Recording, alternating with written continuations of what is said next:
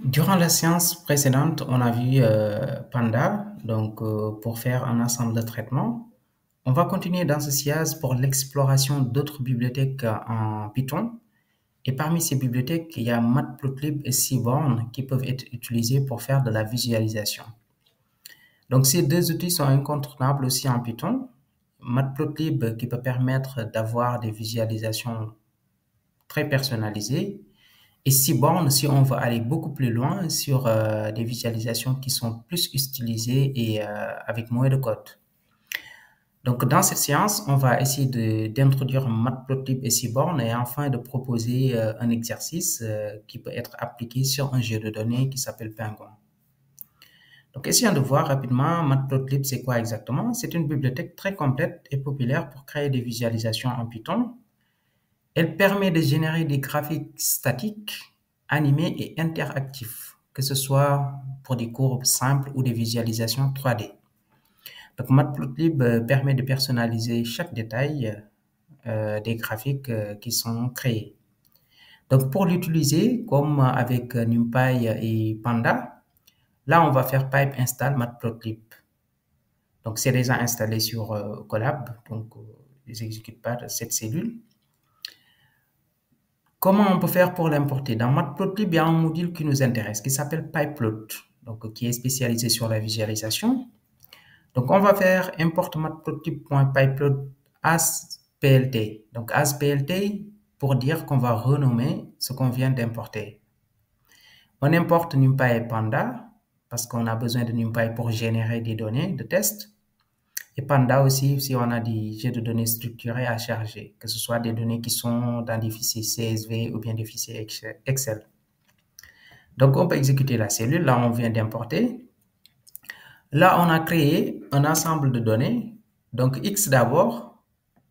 Que représente X ici?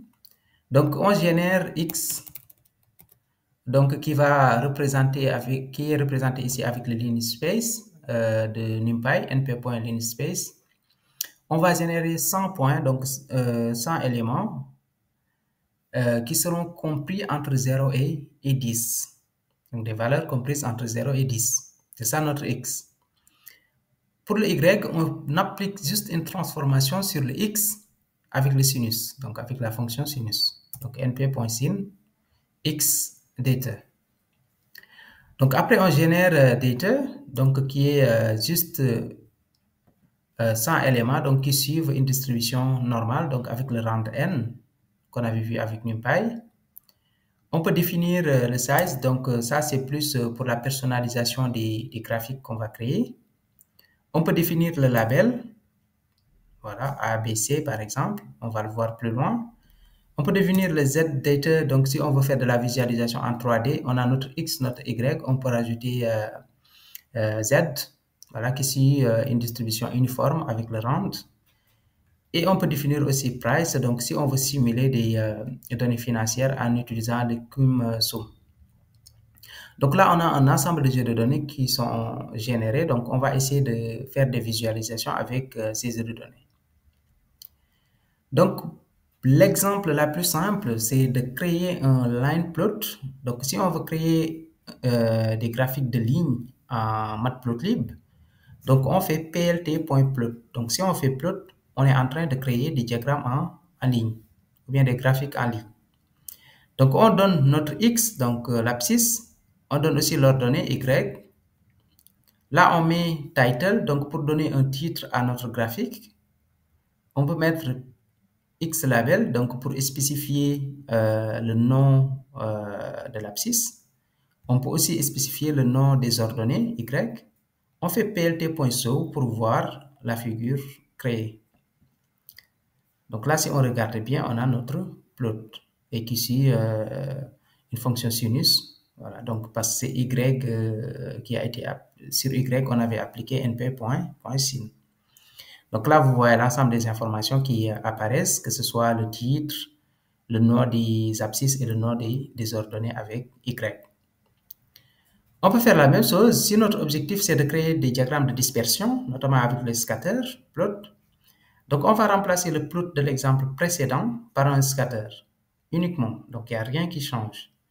Si on là, on peut voir, on a des points qui représentent les scatters. On peut faire la même chose. Donc, si notre objectif, c'est de créer des diagrammes en barre, donc on remplace uniquement le plot par le bar. Et là, si on exécute, on voit, mais la structure des données n'est pas faite. Donc, le X data et le Y data. X data, c'est bon, mais pour le Y data, ce n'est pas vraiment fait pour représenter les diagrammes en barre. Essayons de prendre un exemple beaucoup plus illustratif. Donc, si on copie ce code, là, on le colle. Donc, essayons de remplacer. Supposons qu'on a 5 éléments. Donc, je vais définir range de 5. Essayons de créer une liste, par exemple, qui correspond au pourcentage, par exemple, d'un ensemble d'informations qu'on a récupéré. On a 12, par exemple, 34, 54, 12 et 87, par exemple. Donc, si on veut afficher ce diagramme en barre, donc là, on peut exécuter. Et là, on peut voir, on a un diagramme en barre beaucoup plus illustratif. D'accord? Donc, qu'est-ce qu'on peut faire d'autre? On peut personnaliser un graphique en ligne, donc en utilisant d'autres arguments sur le plot. Donc là, on avait un plot avec X data et Y data uniquement. Donc, on peut rajouter d'autres arguments comme la couleur. Si on veut donner une couleur à la ligne, donc on peut mettre color égale red, par exemple. On peut donner un style, donc comment la ligne va être représentée sous forme de tiré-tiré. Et on peut donner aussi le marqueur pour le symbole, donc sur la ligne à représenter. On peut personnaliser encore donc l'axe des abscisses. On peut dire que les abscisses, les éléments sur l'axe des abscisses seront compris entre 0 et 10. Donc on crée une limite, une marge. Et on peut faire la même chose sur l'axe des ordonnées, donc entre 0 et 100. Donc on peut faire plt.show pour voir. Donc là, avec l'illustration, donc c'est suivant les données qu'on a cette représentation. Mais essayons de changer un peu la structure, essayons de prendre un autre jeu de données simulé. Supposons que je mets range de 100 pour tracer le graphique y est égal à x, donc 100. Si on applique cette représentation, voilà. Là, on est à 100 aussi. D'accord. Donc là, ça se limite à 10. Donc, X est entre 0 et 10. Et Y est entre 0 et 100. Donc, essayons de mettre X à 100. Donc, pour mieux voir la représentation. Donc là, on peut voir à quoi ça ressemble. Voilà. Donc, on a la droite Y est égale à X. Donc, si on remet à 10... Là, on peut voir plus les tirets et les points qui représentent les marqueurs, voilà, pour chaque point de la ligne. Donc, essayons de continuer avec d'autres approches. Donc, on peut utiliser subplot, par exemple. Supposons que notre objectif, c'est d'avoir sur une même figure un ensemble de graphiques. On voudrait avoir plusieurs graphiques sur une même figure. Donc là, on peut utiliser plt.subplot. Donc, si on veut avoir 4 figures, par exemple, on fait 2 et 2. Donc, ça va être 2 fois 2, c'est 4. Donc, 2 sur la première ligne et 2 sur la seconde ligne. Donc, qu'est-ce qu'on peut faire? Là, ça va retourner, si on fait plt.subplot, ça va retourner un tuple, donc avec fig et axe, par exemple, on le stocke. Donc, si on fait axe de 0, 0, c'est-à-dire on a 4 figures, donc représentées sous forme de matrice. Donc, pour accéder au premier élément, c'est 0, 0. Donc, ici, c'est comme si on travaillait avec des tableaux NumPy. Donc, si on fait 0, 0, là, on accède à la première figure, au premier graphique, autant pour moi. Donc, point plot, on donne le X data et le Y data. Sur le deuxième graphique, on peut afficher, donc 0, 1, on peut afficher le scatter. Sur le troisième, on peut afficher le bar. Et sur le quatrième, on peut afficher l'histogramme avec hist. Donc là, on définit le bins, voilà, qui est égal à 10. Donc, on peut faire plt.show. Donc, pour voir, là, vous avez 4 graphiques sur la même figure. Et vous avez la possibilité de télécharger en faisant double-clic sur la figure. Là, vous mettez enregistrer l'image sous directement pour l'enregistrer. D'accord? Donc, il donne nécessairement d'autres fonctionnalités. Donc, vous pouvez cliquer pour ajuster la sortie, expliquer le code, etc. avec Gemini qui est intégré. Donc, ça, c'est autre chose. Essayons de continuer le processus. Donc, si on veut créer des diagrammes en boîte, des boxplots, donc on peut faire plt.boxplot directement en appliquant data, par exemple. Donc, si on le fait avec le titre et tout, donc là, on a notre boxplot.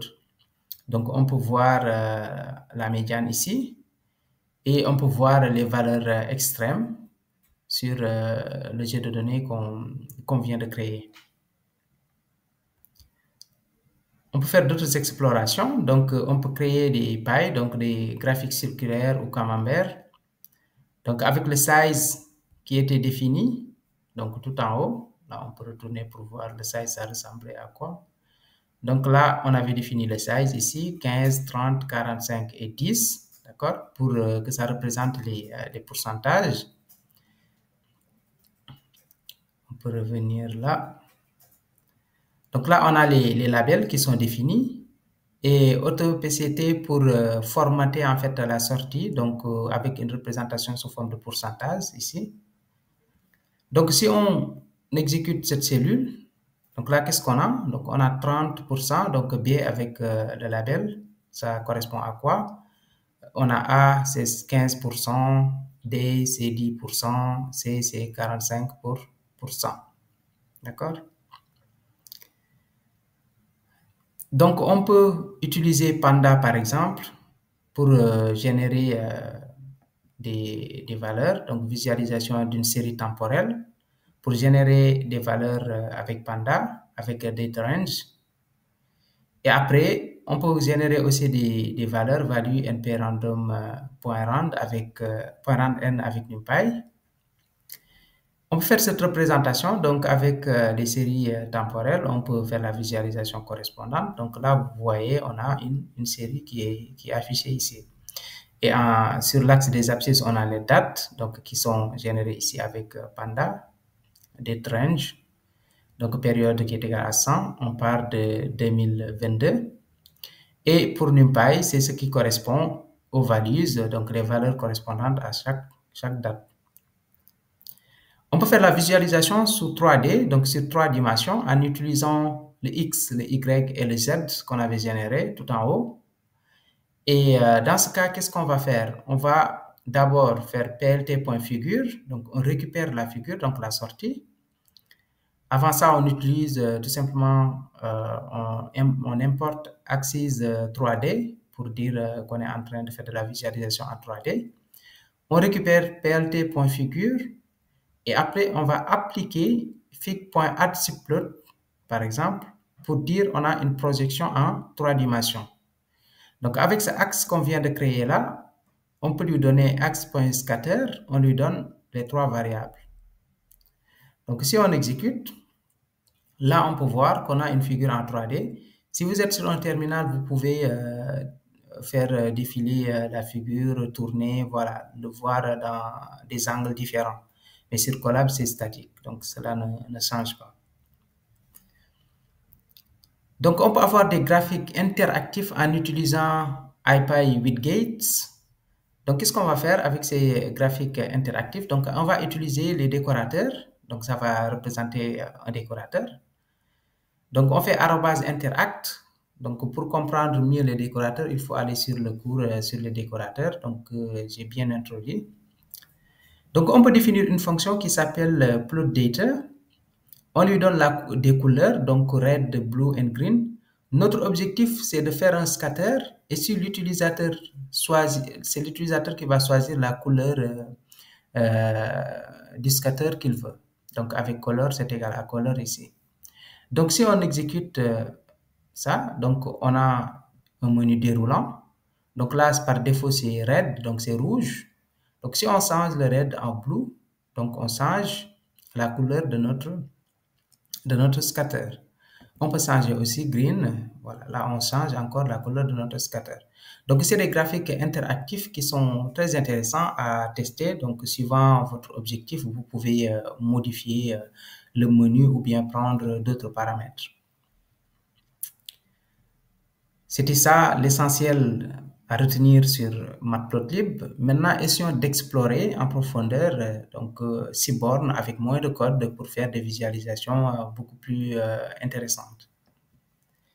Donc, Seaborn peut être défini comme une bibliothèque complémentaire à Matplotlib. Donc, on peut cumuler les deux sur une même figure ou bien sur une même représentation. Donc, Seaborn permet de créer des graphiques plus esthétiques avec moins de code. Donc, elle est particulièrement utile pour travailler avec des jeux de données complexes, comme l'exemple que j'avais montré sur la séance avec Panda. Donc, on peut faire la même chose pour installer Seaborn. On l'importe avec import Seaborn as SNS. Donc là, c'est bien importé. Donc, Seaborn donne la possibilité en fait de charger directement des jeux de données qui existent. Donc, par exemple, le jeu de données Tips, donc qui contient des informations sur les pourboires dans un restaurant. Donc, on peut charger directement ce jeu de données pour faire des tests. Donc, on a notre jeu de données qui est représenté ici sous forme de data frame. Donc, on est familiarisé avec cette représentation parce qu'on a déjà travaillé avec Panda. Donc, essayons de faire quelques visualisations en utilisant ce jeu de données qui est un data frame. Donc, qu'est-ce qu'on peut faire? Dans un premier temps, on peut faire une visualisation univariée avec l'histogramme, par exemple, en utilisant l'approche KDE. Donc, pour ce faire, on va mettre data est égal à tips data, donc notre variable ou bien notre data frame. On lui donne le x, c'est-à-dire la variable qu'on veut représenter. Donc, si on applique, donc là, on a notre histogramme avec le KDE qui est représenté. KDE égale true. Donc, vous pouvez ajuster suivant les besoins pour mettre KDE à false, donc, si vous voulez. Donc là, on n'a pas le KDE qui apparaît.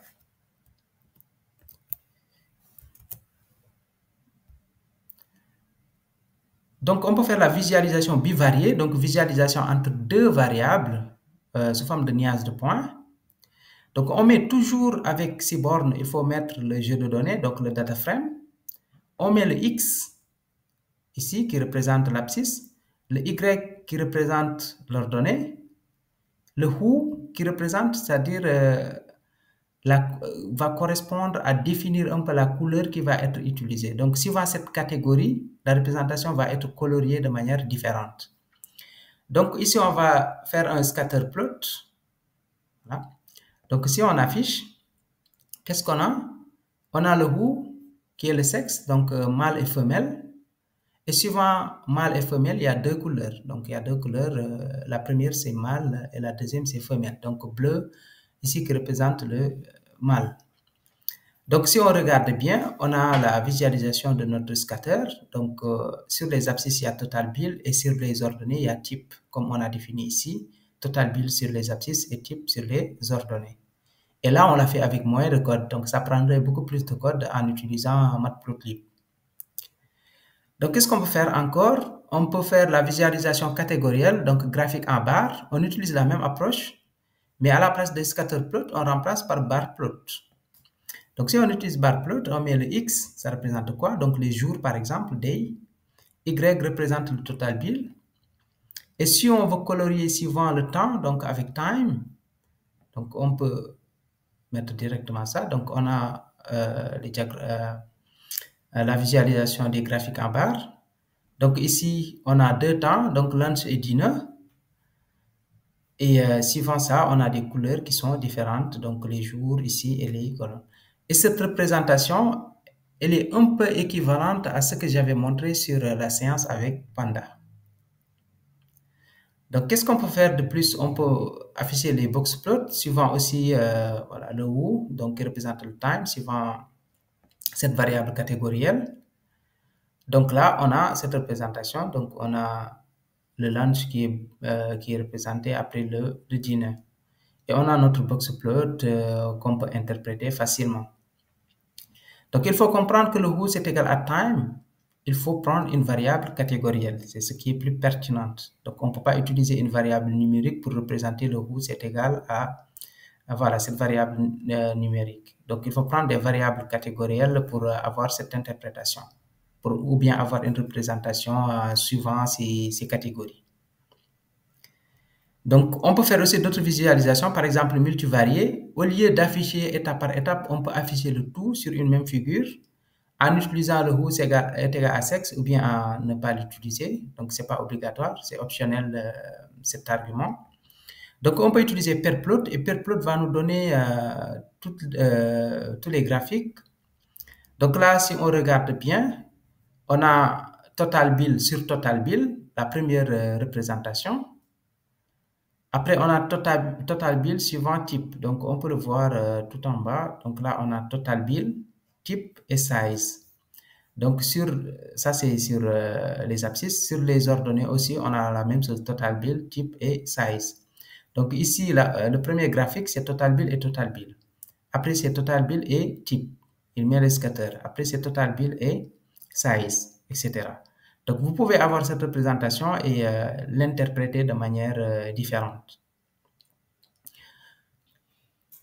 Donc, on peut personnaliser des graphiques avec 6 bornes. Par exemple, au lieu de laisser l'arrière-plan ici qui est représenté avec une couleur blanche, donc là, on peut changer. Par exemple, on peut mettre dark grid pour changer la sortie. Donc, si on utilise le stplot, donc KD égale true, donc essayons de voir ce que ça donne. Donc, vous n'avez plus la couleur blanche qui apparaît, mais vous avez une autre structure. Voilà. Donc, qui est gris ici. Et qu'est-ce qu'on peut appliquer d'autre pour la personnalisation? Supposons, par exemple, on a notre matrice de corrélation. Donc, je vais représenter ça ici d'abord. Donc, on a notre matrice de corrélation qui prend uniquement les variables numériques sur notre jeu de données, sur le data frame. Donc, avec le numérique only égale true. On peut prendre la sortie de cette variable ou bien de cette corrélation. On le met dans headmap pour avoir une illustration beaucoup plus lisible. Donc, le headmap, on lui donne notre matrice de corrélation. A note égale true pour l'annotation. Donc, les autres paramètres, ce n'est pas obligatoire. Donc, on peut les omettre, c'est optionnel. Donc, si on applique cette fonction, là, on a une représentation beaucoup plus lisible, donc qu'on peut interpréter suivant les couleurs. Donc, plus qu'on se rapproche du rouge, plus la corrélation elle est forte. Donc, faible, plus qu'on se rapproche du bleu. Voilà, comme représenté ici. Donc, on peut aussi utiliser les graphiques interactifs, comme on avait fait avec Matplotlib. Et là, on peut l'utiliser de manière beaucoup plus simple. Donc, au lieu d'utiliser l'approche de décorateur, on peut utiliser juste une fonction. Et après, on appelle interact. Interact qui est déjà chargé. Qu'est-ce qu'on va faire? On met interact f, donc f qui représente notre fonction, donc qui génère une distribution normale, donc x. On peut mettre line plot, donc c'est le graphique qu'on veut avoir, donc les graphiques de ligne. plt.show pour voir la figure. Donc là, on peut mettre un ensemble de valeurs, donc que l'utilisateur peut sélectionner, donc avec un slider, pour voir en fait s'il veut augmenter le x ou pas. Donc ici, le x peut être modifié, c'est une variable, et c'est l'utilisateur qui va choisir combien de points il veut représenter sur sa figure, ou bien sur son graphique. Donc au départ, x est égal à 100, donc on a 100 points. On peut augmenter, par exemple 231 avec plus de densité. On peut augmenter encore, voilà, etc. Donc, on a cette possibilité de représenter ou bien d'avoir des graphiques interactifs avec SNS.lineplot qui est utilisé ici. En gros, c'était ça. Donc, l'essentiel à voir sur Matplotlib et Seaborn. Donc, si vous voulez vraiment personnaliser, avoir une mainmise sur ce que vous faites, donc Matplotlib peut être très intéressante, la bibliothèque. Mais si vous voulez moins de code avec des visualisations beaucoup plus attractives, donc essayez d'aller plus sur Seaborn ou bien combiner les deux si vous voulez. Donc, en exercice, vous pouvez mettre en pause et voir qu'est-ce que je propose. Donc, l'application sur le jeu de données Penguin. Donc, il y a un ensemble de visualisations à faire en utilisant Matplotlib et Seaborn. Merci pour votre attention et à la prochaine séance.